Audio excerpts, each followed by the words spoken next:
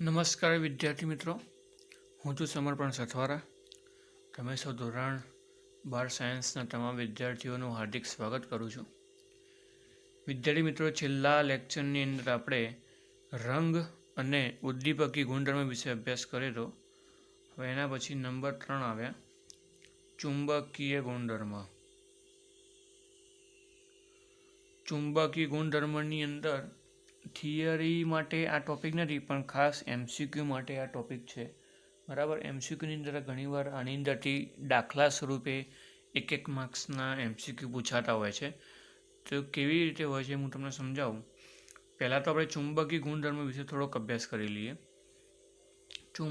ચુંબકીય ગુણધર્મની અંદર તમે બધા જાણતા હશો કે બે પ્રકારના ચુંબકીય ગુણધર્મ હોય. એક તો અનુચુંબકીય ગુણધર્મ હોય, બીજો પ્રતિચુંબકીય ગુણધર્મ હોય. અનુચુંબકીય ગુણધર્મની અંદર કક્ષકની અંદર માત્ર અયુગ્મિત ઇલેક્ટ્રોન હોય. જ્યારે કક્ષકની અંદર માનો કે 10 કક્ષક આપી હોય કે 50 કક્ષકો આપેલી હોય, પણ એક કક્ષકમાં પણ જો અયુગ્મિત ઇલેક્ટ્રોન હાજર હોય તો એને અનુચુંબકીય ગુણધર્મ કહી શકાય. અને જો દરેક કક્ષકની અંદર જો યુગ્મિત ઇલેક્ટ્રોન હાજર હોય તો એવા પદાર્થના ચુંબકીય ગુણધર્મોને પ્રતિચુંબકીય ગુણધર્મો તરીકે ઓળખવામાં આવે છે. બરાબર. આવું આપણે 11મા ધોરણની અંદર ભણીને આવ્યા છીએ આણ્વીય ચિતારની અંદર. બરાબર. અનુચુંબકીય અને પ્રતિચુંબકીય. અહીંયા એ જ બે વસ્તુઓનો ઉપયોગ થશે. બરાબર. બીજું, જ્યાં ચુંબકત્વ હોય ત્યાં ચુંબકીય મોમેન્ટ હોય, ડાયપોલ મોમેન્ટ હોય. એટલે જે ચુંબકીય ચાક માત્રા જે કહીએ ને આપણે એ હોય. એટલે ચુંબકીય ચાક માત્રાનું મૂલ્ય કેવું હોય એ આપણે અહીંયા સમજવાનું. ચુંબકીય ચાક માત્રાનું મૂલ્ય અયુગ્મિત ઇલેક્ટ્રોનની સંખ્યા વધવાની સાથે વધે છે. ચુંબકીય ચાક માત્રાનું મૂલ્ય અયુગ્મિત ઇલેક્ટ્રોનની સંખ્યા વધવાની સાથે વધે છે. બરાબર. ચલો, હવે આ પોઈન્ટ થોડોક તમને ખબર નહીં પડે, પણ પહેલાં આપણે આ પોઈન્ટને સમજવા માટે ચુંબકીય ચાક માત્રાનું મૂલ્ય કેવી રીતે શોધાય એ હવે નક્કી થઈ જાય પછી તો આખો પોઈન્ટ આપણને ખબર પડી જશે. ચલો, ચુંબકીય ચાક માત્રાનું મૂલ્ય શોધવા માટે મ્યુ બરાબર વર્ગમૂળની અંદર n પછી કૌંસમાં n+2 નો એકમ થાય BM. બરાબર. જ્યાં મ્યુ બરાબર ચુંબકીય ચાક માત્રા છે. ચુંબકીય ચાક માત્રા. બરાબર. હવે n શું છે? તો n છે અયુગ્મિત ઇલેક્ટ્રોનની સંખ્યા છે. પછી BM શું છે? BM એકમ છે જેનું ફૂલ ફોર્મ થાય છે બોહર મેગ્નેટોન. બરાબર. આ બોહર નામના વૈજ્ઞાનિકે આ એકમ આપે તો ચુંબકીય ચાક માત્રા માટે, એટલા માટે એને બોહર મેગ્નેટોન તરીકે ઓળખવામાં આવે છે. બરાબર. હવે જો n શું છે? અયુગ્મિત ઇલેક્ટ્રોનની સંખ્યા. જે તમે આ ઉપરના પોઈન્ટમાં જોયું છે કે ચુંબકીય ચાક માત્રાનું મૂલ્ય અયુગ્મિત ઇલેક્ટ્રોનની સંખ્યા વધવાની સાથે વધે. મતલબ n વધે, કારણ કે અયુગ્મિત ઇલેક્ટ્રોનની સંખ્યા એટલે શું? n. તો મતલબ n વધે તો ચુંબકીય ચાક માત્રાનું મૂલ્ય વધે. બરાબર. એટલે એક લીટીમાં કેવું કહી શકાય, n વધે તો ચુંબકીય ચાક માત્રાનું મૂલ્ય એટલે કે મ્યુ, અને મ્યુ કહીશું. બરાબર. મ્યુ વધે, n વધે તો મ્યુ વધે. બરાબર. તો આપણે કયા તત્વો માટે, તો એને એક્ઝામ્પલ દ્વારા સમજવાનો પ્રયત્ન કરીએ. એક્ઝામ્પલ તરીકે ચલો, કોબાલ્ટ છે. કોબાલ્ટ 2+ ની ચુંબકીય ચાક માત્રા ગણો. આવો ચલો, તમને એમસીક્યુ પૂછાય. બરાબર. કે નીચેનામાંથી CO2+ ની ચુંબકીય ચાક માત્રા કઈ છે એ આપણને ગણવાનું કીધી છે. ચલો, આપણે બધા જાણીએ કે કોબાલ્ટનો પરમાણુ ક્રમાંક કેટલો? Z બરાબર 27. કારણ કે પરમાણુ ક્રમાંક માટે શું વપરાય? Z બરાબર 27. એટલે મતલબ 27 ઇલેક્ટ્રોન એની અંદર હશે. કેટલા હશે? 27 ઇલેક્ટ્રોન. આર્ગોન, પછી 3D અને પછી 4s. ચલો, આર્ગોનની અંદર તો 18 ઇલેક્ટ્રોન હોય. હવે 3Dની અંદર કેટલા હશે આપણે જોવું જોઈએ. ચલો, 4sની અંદર 2 હોય, કારણ કે આર્ગોન પછી ઇલેક્ટ્રોન 4sમાં ભરાય, કારણ કે 3D કરતાં 4sની ઉર્જા ઓછી છે. બરાબર, તો 2 આમાં ભરાય, એટલે 18 ને 2 20. તો કેટલા બાકી રહે? 27 7 બાકી રહે. તો 3D કક્ષકની અંદર 1 2 3 4 5 6 7 આવી રીતે ભરાઈ જશે. બરાબર, ચલો, આવી રીતે ભરાઈ ગયા પછી આપણે અહીંયા એ જોવાનું કે કોબાલ્ટ જે ખરો ને 2 ઇલેક્ટ્રોન શું કરે છે? ગુમાવે છે. 2+ છે. તો 2 ઇલેક્ટ્રોન જ્યારે કોબાલ્ટ ગુમાવે એટલે એને આવી રીતે લખાય, કોબાલ્ટ 2+. બરાબર, Z બરાબર 27, પરમાણુ ક્રમાંક તો એને જ રહે કોબાલ્ટનો. બરાબર, આર્ગોન 18. ચલો, 3D અહીંયા ઉપર 3D 7 હતું. ચલો, અહીંયા 3D. ચલો, અહીંયા 4s. હવે 2 ગુમાવે એટલે ક્યાંથી ગુમાવે? તો આર્ગોન તો અહીંયા પૂરેપૂરા ઇલેક્ટ્રોન ભરાઈ ગયા, ઓમાં કશું ફેરફાર નહીં થાય આર્ગોનની અંદર, કારણ કે નિષ્ક્રિય છે એટલે એમાં કોઈ ફેરફાર થાય નહીં. ફેરફાર 3Dમાં થાય, કાં તો 4sમાં થાય. તો સૌથી પહેલો ફેરફાર થશે 4sમાં, કારણ કે 3D કરતાં 4sની ઉર્જા, એની શક્તિ ઓછી છે. એટલે ઇલેક્ટ્રોન દૂર થાય તો પહેલો ક્યાંથી દૂર થાય? 4sમાંથી દૂર થાય. તો 4sમાં કયા ઇલેક્ટ્રોન છે? ઉપર 2 ઇલેક્ટ્રોન છે, અને પાછો 2 ગુમાવે છે, એટલે 2 4sમાંથી શું થઈ જાય? દૂર થઈ જાય. તો 3Dમાં તો એમને એમ જ વધે, 3Dમાં કોઈ ફરક પડવાનો નથી, એટલે 3D 7 ને 7 રહેશે, અને ઉપર 4s 2ની જગ્યાએ 4s 0 થઈ જાય, 2 ઇલેક્ટ્રોન જતા રહે, કારણ કે 2 ઇલેક્ટ્રોન કોબાલ્ટ ગુમાવે ને. તો અયુગ્મિત ઇલેક્ટ્રોનની સંખ્યા કેટલી વધી? મતલબ એકી સંખ્યામાં ઇલેક્ટ્રોનની સંખ્યા અહીંયા 1 2 3 વધી, મતલબ n બરાબર કેટલા લેવાના આપણે? 3 લેવાના. તો ચલો, મ્યુ બરાબર સૂત્ર હતું n+2. ચલો, એની જગ્યાએ 3 3+2, 3 ને 2 5, 5 તરી 15. બરાબર, તમે 15નું વર્ગમૂળ કાઢો એટલે લગભગ 3.87 જેવું આવે. 3.87 બોહર મેગ્નેટોન આવે ચુંબકી ચાક માત્રાનું મૂલ્ય. બરાબર, ચલો, બીજા કેટલાક ઉદાહરણ જોઈએ તો આપણને ખબર પડશે. બરાબર, ચલો, વેનેડિયમ 2+. આનું આપણે ચુંબકી ચાક માત્રાનું મૂલ્ય શોધવું છે.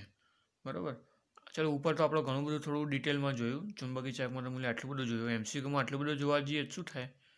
બરાબર, ટાઈમ બગડે, એટલે આપણે શોર્ટમાં થોડું પતાવવાનો પ્રયત્ન કરવો પડે.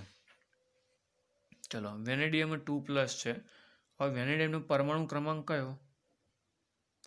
ચલો, Z બરાબર 23, એટલે મતલબ 23 ઇલેક્ટ્રોન એની અંદર હશે, અને 23માંથી 2 ગુમાવે એટલે 21 ઇલેક્ટ્રોન હોય. બરાબર, તો ચલો, પહેલાં તો આર્ગોન, પછી 3D ઇલેક્ટ્રોન પછી ભરવાના આપણે. બરાબર, એટલે ખબર પડી જાય. અને 4s. ચલો, 18. ટોટલ 23 ઇલેક્ટ્રોન, 23માં એને 2 તો ગુમાવી દીધા, તો 23માં 2 જાય તો કેટલા રહે? 21 ઇલેક્ટ્રોન રહે. તો આપણે સીધા હવે 21 ઇલેક્ટ્રોન ભરવાના. બે એ જોવાનું 2 ક્યાંથી ગુમાવ્યા હશે? તો મેં તમને આગળ કીધું કે 3D અને 4sમાંથી સૌથી ઓછી ઉર્જા 4sની, તો એમાંથી 2 ગુમાવ્યા હશે. ચલો, એમાં લખવાના આવે નહીં. તો વધ્યું શું? 3D વધ્યું. આમ તો 4sમાં આ રીતે ભરોત, 18 ને 2 20, 21 22 23 આવી રીતે ભરાય, પણ 2 ગુમાવેલા એટલે અહીંયા કોઈ ઇલેક્ટ્રોન નહીં રહે, ગુમાવી દીધા. કારણ કે પહેલો 4sમાં ગુમાવો. હા, 4sમાં ના હોય તો પછી 3Dમાં ગુમાવો, કારણ કે બીજો રસ્તો જ નહીં હોય, તો પછી 3Dમાં જ ગુમાવવો પડે. તો અહીંયા n બરાબર કેટલા થઈ ગયા? 3. તો n બરાબર 3 હોય તો સ્વાભાવિક છે ઉપરની કિંમત જ આવશે. બરાબર, તો ચલો, બીજું કોઈ ઉદાહરણ લઈએ. હા, તો એને જ કિંમત આવી આપણે. ચલો, આપણે લઈએ Fe+3 લઈએ. બરાબર, ચલો, Fe+3ની અંદર Z બરાબર શું છે? 26. તો પહેલાં Feની ઇલેક્ટ્રોન આપણે લખી દઈએ તો ભૂલ ના થાય. ચલો, આર્ગોન 18,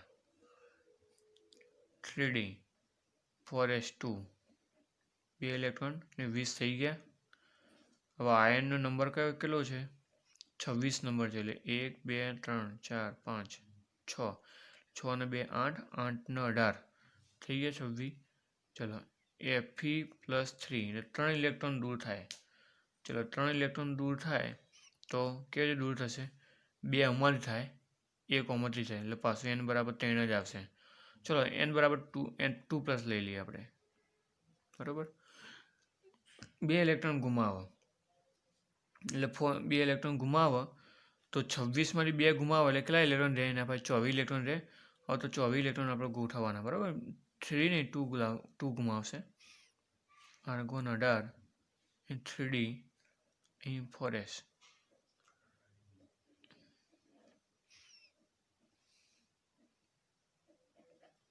ચલો 2 ગુમાવો તો 4sમાંથી 2 ગુમાવશે, મતલબ 3Dની અંદર એટલા ને એટલા ઇલેક્ટ્રોન બાકી રહેશે. ચલો 3Dની અંદર અયુગ્મિત ઇલેક્ટ્રોનની સંખ્યા કેટલી? મતલબ એકી સંખ્યા કેટલી? 1 2 3 4 એટલે n બરાબર કેટલા? 4. તો ચલો મ્યુ બરાબર n+2. ચલો 4 + 2 4 ને 2 6 6 ચોક 24. 24નું વર્ગમૂળ લગભગ થાય 4.90 આસપાસ થાય. 4.90 બોહર મેગ્નેટ્રોન. બરાબર, એટલે એની કિંમત 4 આવે. એની કિંમત એની 4 છે તો ચુંબકીય ચાક માત્રાનું મૂલ્ય કેટલું થાય? 4.90 થાય. બરાબર, એટલે આ બધી જ વસ્તુઓ આપણે ગણી શકીએ. પણ આપણે ક્યારે ગણી શકીએ? કે જ્યારે આ બધા તત્વોનો પરમાણુ ક્રમાંક યાદ હોવો જોઈએ. સ્કેન્ડિયમ તો scandium 21 number, titanium 22, vanadium 23, chromium 24, manganese 25, Fe 26. બરાબર, પછી કોબાલ્ટ 27, નિકલ 28, કોપર 29 અને ઝીંક 30. એટલે આવી રીતે દરેક તત્વના મતલબ આપણા 21 થી 30 જ આવશે. હાલ જે હું 10 બોલ્યો એ જ. બરાબર, તો એના દરેકના આપણને પરમાણુ ક્રમાંક યાદ રહેવા જોઈએ. અને પરમાણુ ક્રમાંકની સાથે સાથે એમની ઇલેક્ટ્રોન રચના પણ સમજવી જરૂરી છે. ઇલેક્ટ્રોન રચના પણ આવડવી જોઈએ. જો કે મેં તમને અહીંયા પહેલાં શીખવાડેલું છે, 11માં શીખવાડેલું છે, 12માં હાલ આપણે આ બધા જોઈએ એટલે આપણને આઈડિયા આવી જાય. બરાબર, ચલો હવે થોડાક આગળ જઈએ. ચલો હવે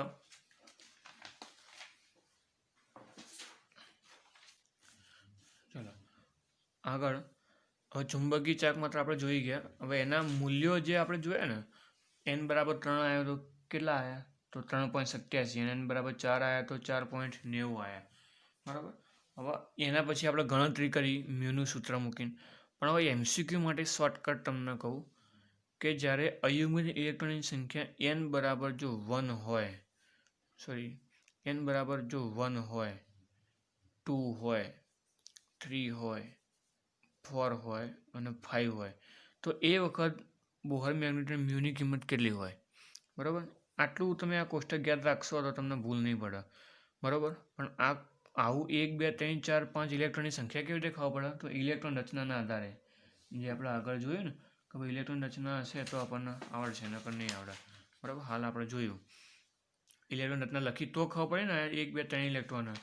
નીચે તમે જો Feની અંદર પણ 4 ઇલેક્ટ્રોન કેવી રીતે ખબર પડી? ઇલેક્ટ્રોન રચના લખી ત્યારે. એટલે ઇલેક્ટ્રોન રચના આવડવી ફરજિયાત જરૂરી છે. બરાબર, ચલો અહીંયા મ્યુની કિંમત, જો અયુગ્મિત ઇલેક્ટ્રોનની સંખ્યા 1 હોય તો એમાં ચુંબકીય ચાક માત્રાનું મૂલ્ય 1.73 બોહર મેગ્નેટ્રોન આવશે. 1.73. જો n બરાબર 2 હોય, મતલબ અયુગ્મિત ઇલેક્ટ્રોનની સંખ્યા 2 હશે તો એમાં 2.83 આવશે. બરાબર, જો અયુગ્મિત ઇલેક્ટ્રોનની સંખ્યા 3 હશે તો એમાં 3.87 આવશે. આપણે હાલ જોઈ ગયા. અને જો 4 હોય તો એના માટે 4.90 એ પણ જોઈ ગયા. અને જો અયુગ્મિત ઇલેક્ટ્રોનની સંખ્યા જો 5 હોય તો એમાં થશે 5.92. અને જો 0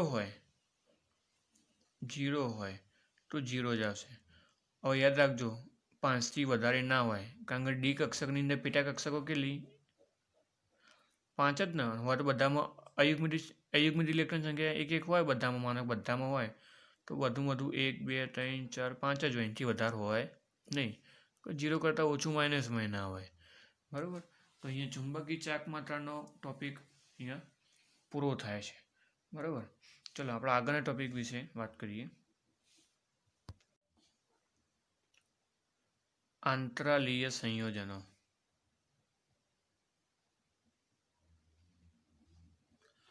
ચલો આંતરાલીય સંયોજનો કોને કહેવાય આપણે સમજી લઈએ.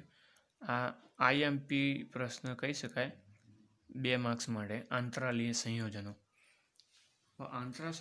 આંતરાલીય સંયોજનો 2 પરમાણુનું મિશ્રણ છે. હવે કયા કયા તો હું તમને સમજાવું. આપણે જે સંક્રાંતિ ધાતુ તત્વો છે, સંક્રાંતિ ધાતુ તત્વોમાં થોડુંક પોલાણ હોય છે. શું હોય? પોલાણ હોય. એટલે જે સંક્રાંતિ ધાતુ તત્વો છે ને એની અંદર થોડોક પોલો ભાગ હોય છે. શું ભાગ? પોલો ભાગ. એટલે પોલો ભાગ એટલે કેવો કે એની અંદર જો કોઈ નાના કદનો પરમાણુ હોય તો એની અંદર જવું હોય તો જઈ શકે. બરાબર. દાખલા તરીકે બરાબર આ કોઈ સમજી લો કે આ કોઈ પરમાણુ છે. ચલો આ દાખલા તરીકે માનો કે વેનેડિયમ છે. વેનેડિયમનું પરમાણુ છે. આ પરમાણુની અંદર આટલો ભાગ ખાલી આ તો પરમાણુ તો એકદમ સૂક્ષ્મ હોય, આપણે નરી આંખે જોઈ પણ ન શકીએ. બરાબર. આ તો મોટો એટલા માટે દોર્યો કે આપણે સમજી શકીએ. બરાબર. તો માનો કે આ જે ગોળાકાર ભાગ છે એટલે પોલાણવાળો ભાગ. તો આ પોલાણવાળા ભાગની અંદર આપણે નાના કદનો કોઈ પરમાણુ આવી રીતે સેટ થઈ જાય, આવી રીતે નાના કદનો કોઈ સેટ થઈ જાય તો એ આખો પરમાણુ સંપૂર્ણ બની જાય કે નહીં? બરાબર બની જાય. તો અહીંયા શું કર્યું આપણે? વેનેડિયમ તો મોટા કદનો હતો પણ જે નાના કદનો કોઈ પરમાણુ સેટ કર્યો. તો આ સંક્રાંતિ ધાતુ અને નાના કદનો કોઈ પરમાણુ બંનેના મિશ્રણથી જે સંયોજન બને એને શું કહેવાય? આંતરાલીય સંયોજન કહેવામાં આવે છે. કયું સંયોજન? આંતરાલીય સંયોજન. ચલો આવો પ્રશ્ન એ થાય કે આની અંદર નાના કદના કયા કયા પરમાણુ હશે? તો નાના કદના પરમાણુમાં હાઇડ્રોજનનો પરમાણુ હોઈ શકે છે, કાર્બનનો પરમાણુ હોઈ શકે છે, નાઇટ્રોજનનો પરમાણુ અને બોરોનનો પરમાણુ. આ 4 પરમાણુ મુખ્યત્વે નાના કદના હોય છે. બરાબર. દાખલા તરીકે હું ટિટાનિયમની વાત કરું. ટિટાનિયમનો કોઈ પરમાણુ છે. બરાબર. ચલો આવો કોઈ પરમાણુ છે. તો આ જે સામાન્ય નાનો ભાગ છે જે ખાલી છે, પોલાણવાળો છે, તો પોલાણવાળા ભાગની અંદર હાઇડ્રોજન પરમાણુ જોડાઈ જાય. કયો પરમાણુ? કારણ કે એ નાના કદનો છે, ટિટાનિયમ મોટા કદનો છે. એમાં હાઇડ્રોજન પરમાણુ જોડાઈ જાય અને ટિટાનિયમ અને હાઇડ્રોજન વચ્ચે પ્રક્રિયા થાય. એટલે કારણ કે એને જે જગ્યાએ જોડે છે એટલે આખું એક સંયોજન પૂરું થઈ ગયું ને ટિટાનિયમમાં હાઇડ્રોજનનું. બરાબર. તો એ સંયોજન જે બન્યું એને શું કહેવાય? આંતરાલીય સંયોજન. બીજું, આંતરાલીય સંયોજનના પાછળ આઇડ પ્રત્યય લગાડવામાં આવે છે. દાખલા કે અહીંયા વેનેડિયમની સાથે નાઇટ્રોજન જોડાયેલો હોય તો વેનેડિયમ નાઇટ્રાઇડ. ટિટાનિયમની જોડે હાઇડ્રોજન જોડાયેલું હોય તો ટિટાનિયમ હાઇડ્રાઇડ. બરાબર. પાછળ કયો પ્રત્યય લગાવવામાં આવે? આઇડ પ્રત્યય. કયો પ્રત્યય? આઇડ. બીજું, આંતરાલીય સંયોજનો જે ખરા ને એ બિનતત્વ યોગમિતીય હોય. બિનતત્વ યોગમિતીય એટલે અપૂર્ણ હોય. તત્વ યોગમિતિમાં જે હું લખું ને 1, 2, 3, 4, 5 આ તત્વ યોગમિતિ કહેવાય, મતલબ પૂર્ણ સંખ્યા કહેવાય. અને બિનતત્વ યોગમિતિ એટલે 1.8 1.9 0.72. તો આવા પોઈન્ટમાં જે આવતા હોય ને સંખ્યા એને અપૂર્ણાંક કહેવાય, જેના વિજ્ઞાનની ભાષામાં બિનતત્વ યોગમિતીય કહેવામાં આવે છે. આ બધા સંયોજનો એવા હોય. દાખલા તરીકે મેં તમને આગળ ઉદાહરણ આપ્યું કે વેનેડિયમ સાથે અહીંયા કોઈ તત્વ માનો કે હાઇડ્રોજન જોડાયો તો જોડાયા પછી કેવું બને ખબર? VH 0.56. આ એક સંયોજન થયું. આમ તો જનરલી કેવું હોય? આવું હોય. H2O એટલે 2 સંપૂર્ણ પૂર્ણ કહેવાય, એટલે એને તત્વયોગમિતીય કહેવાય. પણ 0.56 આમ તો H2O ના હોવો જો, H2 હોય, H3 હોય, પણ એવું નહીં. H 0.56 એટલે અપૂર્ણાંક છે. એટલા માટે આવા સંયોજનને કેવા કહેવાય? બિનતત્વ યુગમિતીય સંયોજન તરીકે ઓળખવામાં આવે છે. આનું નામ લખવું હોય તો વેનેડિયમ હાઇડ્રાઇડ. ચલો બીજું ઉદાહરણ આપણે કયું લીધું હતું? ટિટાનિયમની સાથે હાઇડ્રોજન જોડાયેલો હતો. તો એમાં TiH1.7 આવું ટિટાનિયમ હાઇડ્રાઇડ આવા આંતરાલીય સંયોજનો હોય છે. ઘણા બધા અસંખ્ય આંતરાલીય સંયોજનો હોય છે. બરાબર. બીજું આ જે સંયોજનો ખરા ને, બરાબર, માનો કે ટિટાનિયમ અને હાઇડ્રોજન છે તો એકબીજા વચ્ચે ધાત્વીય બંધ બનાવે છે. કેવો બંધ? ધાત્વીય બંધ. ધાત્વીય બંધ એટલે ધાતુઓના વચ્ચે જે બંધ હોય છે ને, પ્રબળ બંધ, સૌથી વધુ પ્રબળ બંધ ધાતુઓની અંદર હોય, બરાબર, એવો બંધ બનાવે. કોના વચ્ચે? દાખલા તરીકે ટિટાનિયમ અને હાઇડ્રોજન વચ્ચે, વેનેડિયમ અને હાઇડ્રોજન વચ્ચે. એટલે જે વચ્ચે બંધ બને છે, બરાબર, એ બંધ મજબૂત હોય, ધાત્વીય બંધ હોય. એટલા માટે આર્યા સંયોજનો આપણે જે ખેતીકામના ઓજારો છે, કોઈ યંત્ર સામગ્રી, કેટલાક વાહનો બનાવવા માટે ઉપયોગ થાય છે. બરાબર. ઉપયોગ લખવો હોય તો ખેતરોના ઓજારો, કોઈ યંત્ર બનાવવા માટે, કોઈ યંત્રની સામગ્રી બનાવવા માટે, કોઈ વાહનો બનાવવા માટે. કારણ કે એમાં ખેતરના ઓજારો, યંત્ર સામગ્રી, વાહનો આ બધા માટે મજબૂત ધાતુ જોઈએ ને, બરાબર. તો એ મજબૂત ધાતુ તરીકે આ સંયોજનોનો ઉપયોગ થઈ શકે છે. બરાબર. એટલે બીજું શબ્દમાં એવું કહેવાય કે આ બધા જ સંયોજનો ખરા ને, એમનો કોઈ ચોક્કસ આણ્વીય સૂત્ર નથી હોતા. કારણ કે ચોક્કસ ના જ કહેવાય ને, કારણ કે 0.56, 1.17, બરાબર. હું એ અલગ લખું, વી એટલે 0.56, સોરી, VH 0.56, પછી TiH 1.17. તો આ કેવા અપૂર્ણાંક કહેવાય. એટલે ચોક્કસ આણ્વીય સૂત્ર નથી હમણાં, બરાબર. VH 0.56, TiH 1.17 ચોક્કસ આણ્વીય સૂત્ર નથી. એટલા માટે જ એને બિનતત્વયુગ્મિત્રીય કહેવામાં આવે છે. તો વિદ્યાર્થી મિત્રો, આજે આપણે ચુંબકીય ચાકમાત્રાનું મૂલ્ય કેવી રીતે શોધાય, ચુંબકીય ગુણધર્મ કેવો હોઈ શકે, બરાબર, એ જોયું. બીજું આંતરાલી સંયોજનો જોયા 2 માર્ક્સની અંદર. આ દરેક પોઈન્ટ તમે લખી શકો છો તમારા બુકની મદદથી, બરાબર. હવે નેક્સ્ટ લેક્ચર આપણે નેક્સ્ટ ટાઈમ જોઈશું. તો આજના લેક્ચરની અંદર તમને કોઈ પણ જગ્યાએ ખબર ન પડી હોય તો કોમેન્ટ કરીને પૂછી શકો છો.